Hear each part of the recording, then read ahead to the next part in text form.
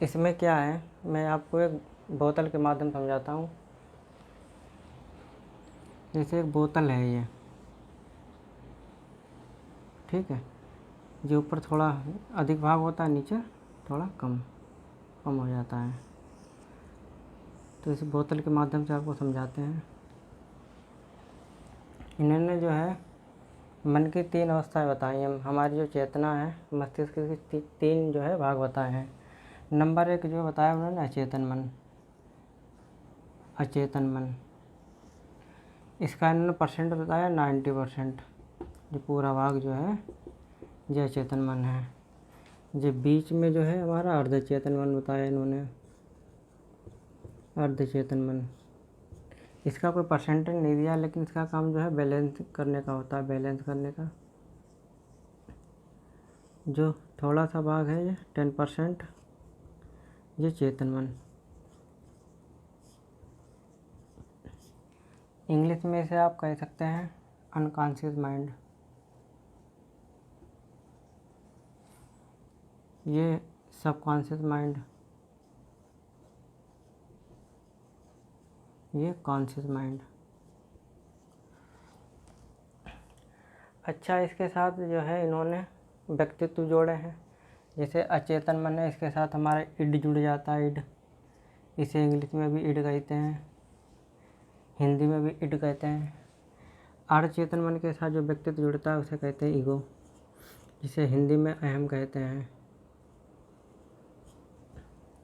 चेतन मन के साथ जो है सुपर ईगो, इसको परम अहम कहते हैं, परम अहम। जो हमारा इड जो होता है, जो खुशी पे काम करता है, प्लेजर पर, खुशी पर काम करता है जितनी। और जो हमारा अहम है, ये वास्तविकता पे काम करता है, रियलिटी पर, रियलिटी पे काम करता है। अभी उदाहरण देके समझाते हैं आपको। और जो हमारा परम अहम है, ये मोरालिटी पे काम करता है, मोरालिटी पे, नैतिकता पर। जैसे हमारा मन करता है चलो हम चोरी करते हैं, चोरी करें, तो उससे हमें एक अंदर से खुशी मिलती है। या फिल्म देखने जाएं, चोरी करने के लिए सोचेंगे तो ये हमारा जो ईगो है, अहम, ये कहेगा नहीं, चोरी करना ठीक नहीं है, जेल हो सकती है इससे हमें। ये हमें रियलिटी दिखाएगा कि चोरी करने से जेल हो सकती है। यहाँ ये जो मॉरलिटी है, ये क्या बताएगा कि चोरी करना पाप है, चोरी करना पाप है। ठीक, यहाँ आप उदाहरण लिख लीजिए, जेल हो सकती है। कहने का तात्पर्य है कि जो हमारा अर्धचेतन मन है, ये चेतन और अचेतन के बीच की अवस्था है, दोनों को बैलेंस करता है। अचेतन मन में क्या होता है, अचेतन मन में हमारी भावना, संवेग, मूल प्रवृत्ति, मूल प्रवृत्ति, ये 3 चीज़ें होती हैं। ये जो अचेतन मन है, ये हमारा बाय बर्थ होता है, जन्म से ही होता है, ठीक है। लेकिन ये जो चेतना और अचेतन है, जो दोनों हमें समाज से के हिसाब से प्राप्त होती हैं, ठीक। भावना क्या है, जैसे हम कोई चीज़ सोचते हैं, हमारे मन में है, तो वो हमारी भावना हो गई, ठीक। किसी के प्रति कैसी भी, अगर हमने उसे बता दिया किसी को, तो वो हमारा संवेग हो जाएगा। मूल प्रवृत्ति, अगर हमने वो काम कर दिया तो वो हमारी मूल प्रवृत्ति हो जाएगी। ये जो है। अच्छा, जो सिगमंड फ्राइड थे, इन्होंने एक चीज़ और देख लिया, जो हमारी मूल प्रवृत्ति है, जो मूल प्रवृत्ति है, मूल प्रवृत्ति दो प्रकार की होती, 2 प्रकार दिए उन्होंने मूल प्रवृत्ति के, दो प्रकार, ठीक है। नंबर 1 जन्म मूल प्रवृत्ति, जन्म मूल या जीवन मूल कह सकते हैं, ठीक है। इसमें जैसे उदाहरण इरोज, जो इंटरटेनमेंट के लिए होता है। दूसरा ये एक ब्रांड है, याद कर सकते हैं इससे आप हीरोज का। दूसरा है मृत्यु मूल प्रवृत्ति।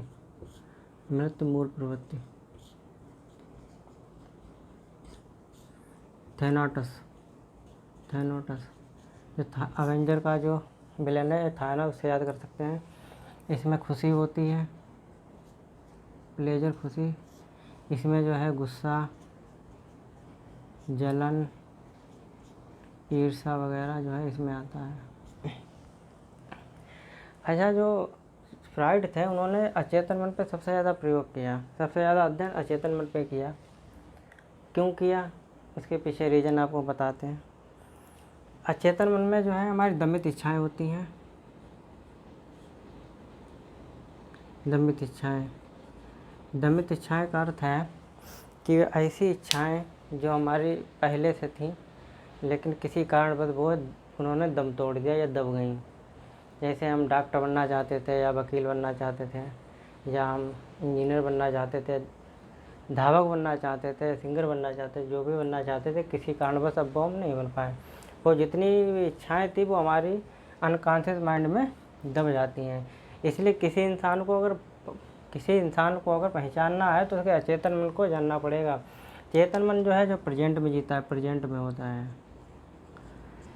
अचेतन मन में क्या होता है, कुछ चीज़ें ऐसी होती हैं अगर हम ध्यान करेंगे तो वो हमें याद आ जाएंगी।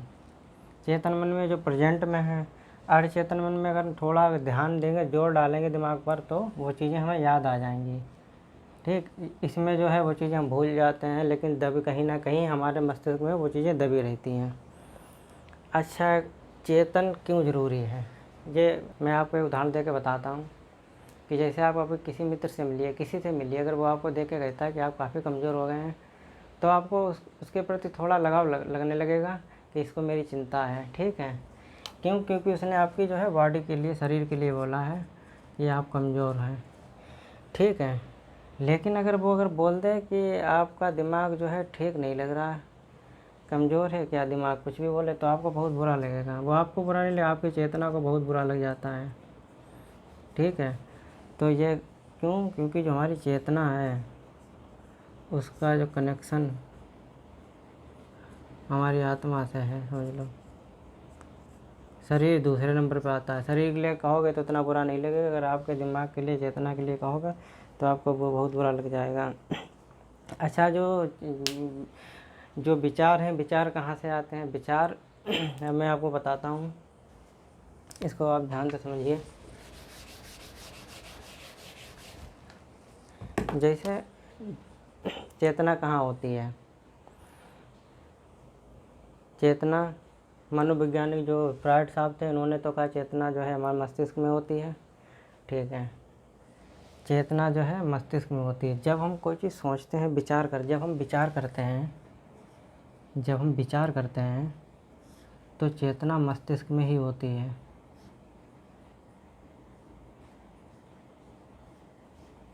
मस्तिष्क में होती है।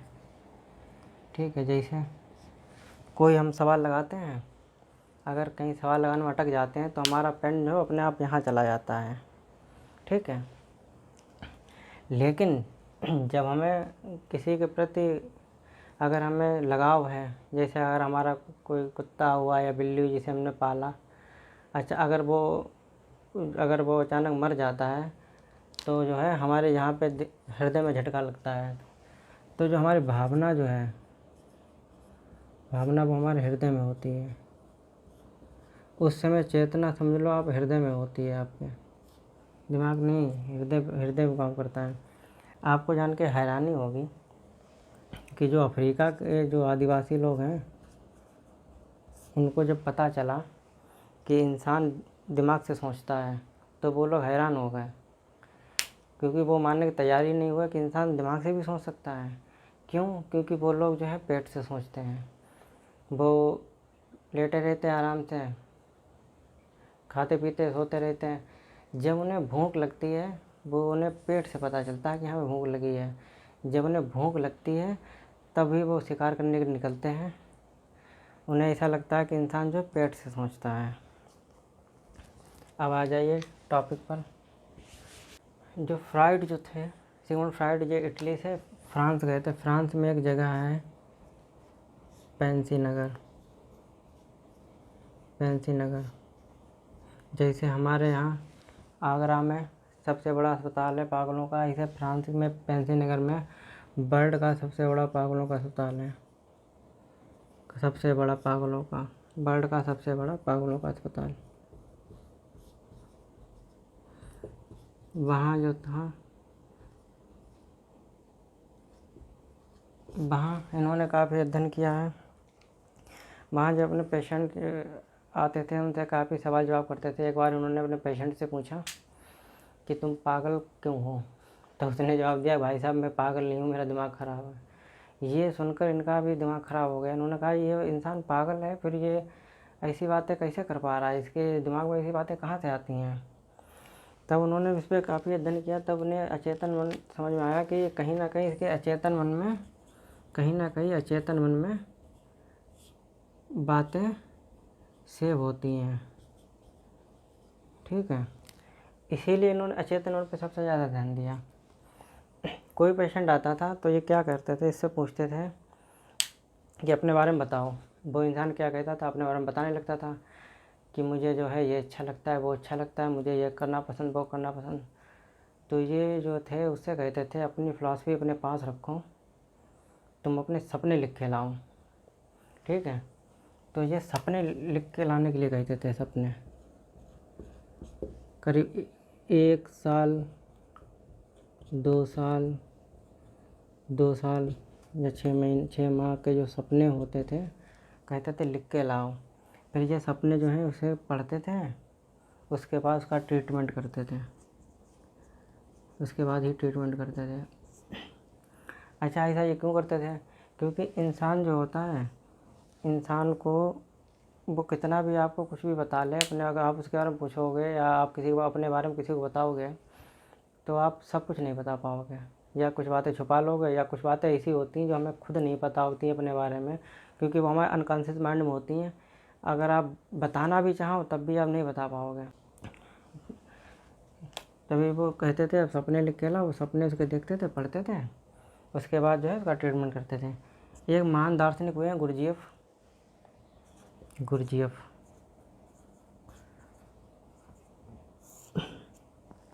इनका क्या ट्रीटमेंट था? इनकी एक शर्त थी, इन्होंने भी अचेतन मन पे काफ़ी काम किया है। इनकी एक शर्त थी कि पहले मैं जितनी शराब बताऊँ उतनी शराब पी लो आप, उसके बाद मैं ट्रीटमेंट करूँगा। अब ये 10-15 दिन जो था, 10-15 दिन शराब पिलाते थे। इतनी शराब पिलाते थे कि इंसान जो है बिल्कुल डूब जाता था शराब में। इतना डूब जाता था कि फिर वो अपने डूबने के बाद फिर वो इंसान नहीं रह जाता था, वो चेतन अवस्था में नहीं रह जाता था। उसके अनकॉन्शियस माइंड में जो भी बातें होती थी वो अपने आप बोलने लगता था। फिर वो चीज़ें ये नोट करते थे, उसके बाद उसका ट्रीटमेंट करते थे। ये थे अचेतन मन के जो हमारी दमित इच्छाएं जो कुछ थी वो सब निकलने लगती हैं। सपने में हम देखते हैं, या शराब पीने के बाद आदमी जो होश में नहीं रहता था वो उसके अपने मन की जो बातें होती जो है निकालने लगता। आप एक उदाहरण समझिए कि जैसे आप 4-5 लोगों का ग्रुप है, बैठे हैं, तो कुछ दोस्त होते हैं बहुत हंसते हैं, कुछ होते हैं शांत बैठे रहते हैं, लेकिन शराब पीने के बाद उनका व्यक्तित्व बदल जाता है। जो हंसने वाला होता है वो रोने लगेगा, क्यों? कहीं ना कहीं वो अपना गम छुपा रहा है। या जो बहुत या जो रो रहा है वो हंसने लगेगा। तो जो उल्टा होता है, क्योंकि इंसान को खुद नहीं पता होता अपने बारे में कि हमारा व्यक्तित्व कैसा है। आप ऐसा समझ लीजिए, कुछ लोगों की बात कर रहा हूँ, कुछ ऐसे हैं जैसे वो चेतन अवस्था में हैं, अपने पिता के पैर छू रहे हैं सामने, लेकिन सपना ऐसा देखते हैं कि सपने में अपने पिता की हत्या कर रहे हो। या कहीं ना कहीं हमारा अनकॉन्शियस माइंड में ही होता है सब कुछ। हमें लगेगा हम ऐसा नहीं कर सकते हैं, वास्तव में चेतन अवस्था में आप नहीं कर सकते, लेकिन आपके जो अनकॉन्शियस माइंड में ऐसा होता है। चलिए वापस टॉपिक पे आ जाइए।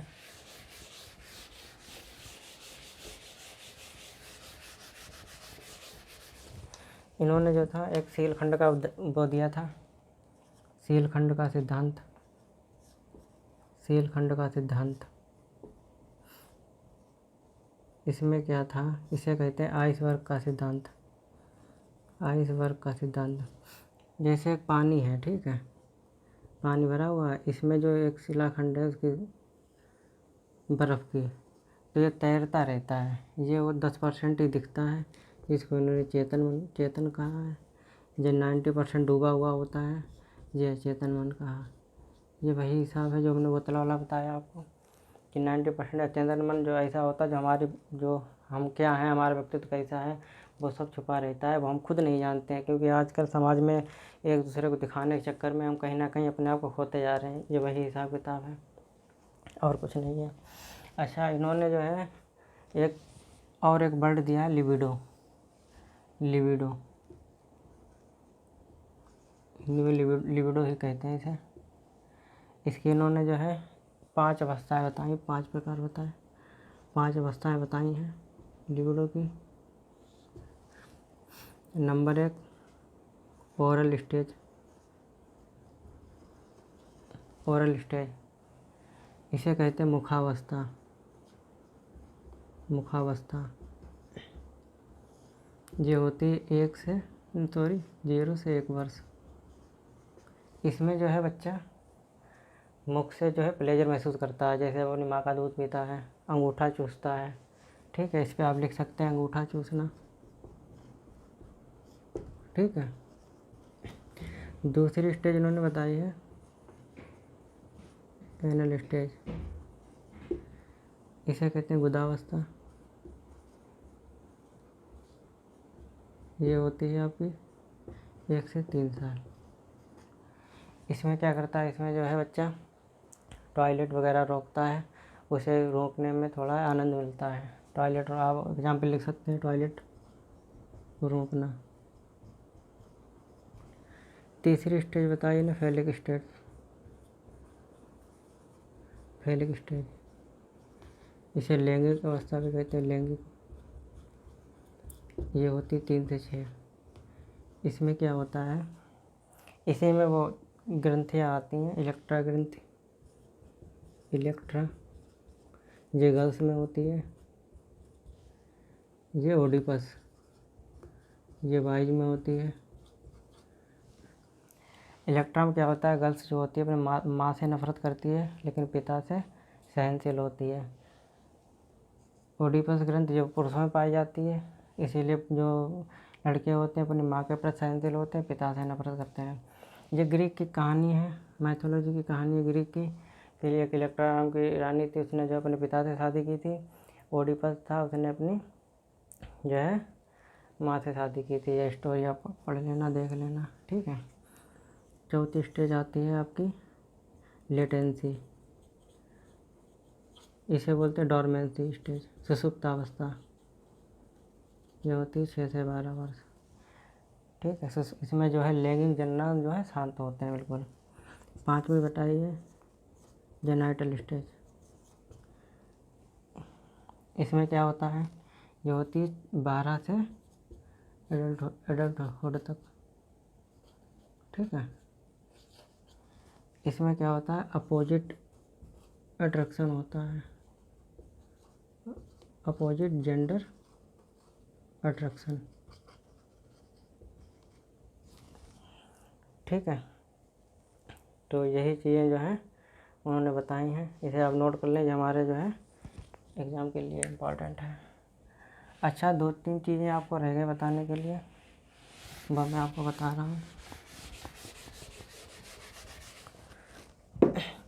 इन्होंने जो पुस्तकें लिखी, जो उनकी पुस्तकें, तो उन्होंने काफ़ी पुस्तकें लिखी हैं, लेकिन इनकी जो 2 बहुत ही महत्वपूर्ण पुस्तकें हैं। नंबर 1 इंटरप्रिटेशन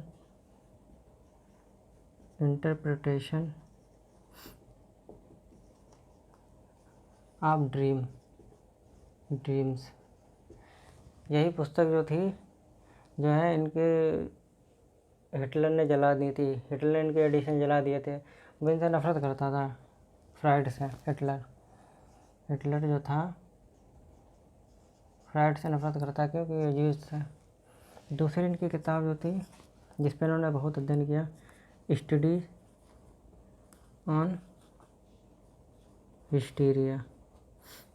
इसकी क्या कहानी है मैं आपको बताता हूँ। इस पर इन्होंने करीब 20-25 साल अध्ययन किया है। इन्होंने अध्ययन किया, इसमें इन्होंने क्या निष्कर्ष निकाला है, जो हिस्टीरिया की जो बीमारी होती है 90% गर्ल्स को ही होती है। इसके पीछे क्या रीज़न है? इसके पीछे रीज़न ये है कि हम लोग कहते तो हैं समाज में कि लड़के लड़कियां बराबर हैं, पुरुष महिला बराबर हैं, लेकिन हमारे जो है परिवार में ही लड़कियों को जो है हमेशा दबाया जाता है, उन्हें कोई चीज़ जो है दी नहीं जाती है।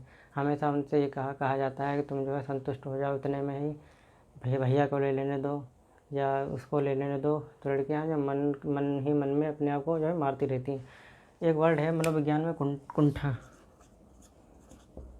कुंठा का शिकार हो जाती हैं, ग्रसित, मन ही मन कुड़ती रहती हैं। उनका जो मन जो है विक्षिप्त हो जाता है। जब मन विक्षिप्त हो जाता है मन, तो उन्हें जो है हिस्टीरिया की बीमारी हो जाती है, हिस्टीरिया से ग्रसित हो जाती हैं। इसमें हिस्टीरिया में क्या होता है, जो हमारे इमोशंस जो होते हैं वो हाई लेवल पे होते हैं, मतलब आउट ऑफ कंट्रोल। जैसे अभी अगर आप हंसना चाहो तो आप हंस नहीं सकते, क्यों? कंट्रोल कर लोगे आप। रोना चाहो फिर भी कंट्रोल कर लोगे। लेकिन हिस्टीरिया में क्या होता है कि जो हमारे इमोशंस होते हैं वो रुकते नहीं हैं। जैसे हमें भूख लगी, हम खाना खाने लगेंगे, रोने का मन करेगा रोते रहेंगे, चुप बैठने का मन होगा तो चुप बैठे रहेंगे, कोई कितना भी कुछ कहे। हमारा जो भी कुछ करने का मन होगा हम करने लगेंगे, हम ये भी नहीं देखेंगे रात है दिन है क्या। तो लोग क्या लगने लगता है कि इसके ऊपर भूत प्रेत आ गया, ठीक है।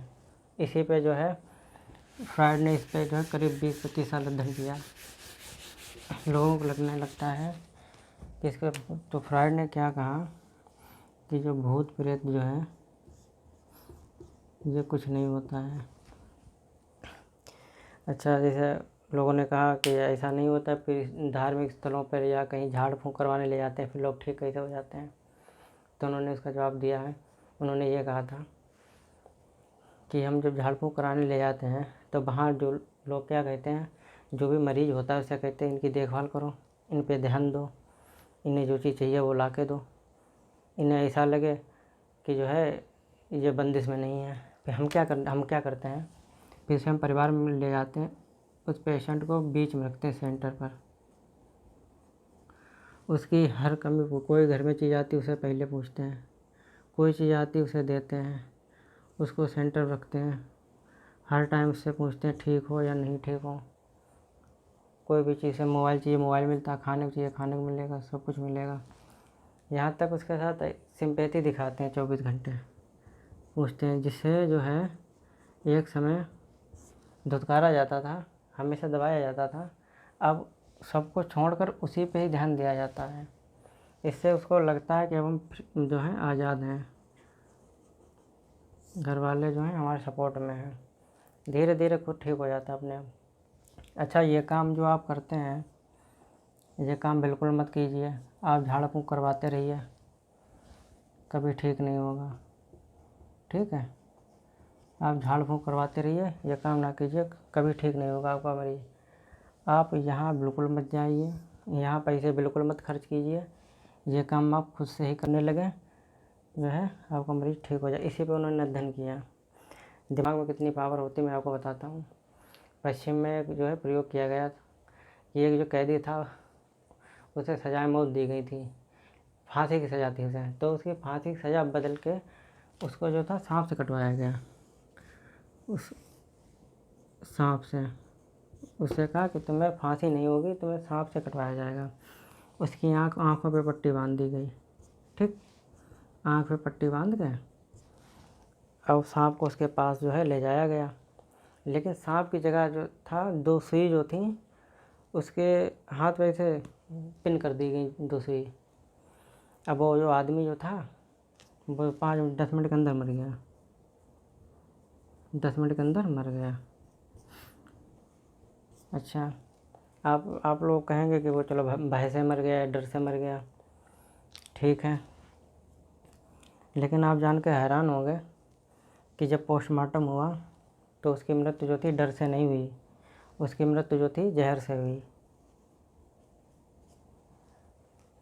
कैसे हुई? हमारे दिमाग में इतनी ताकत है कि जो है वहाँ पे उसने दिमाग ने उस जगह पे उसने सोच लिया कि हाँ मुझे सांप ने ही काटा है, तो उसके दिमाग ने खुद जो है वहाँ पे जहर बना दिया। इतनी ताकत होती है दिमाग में।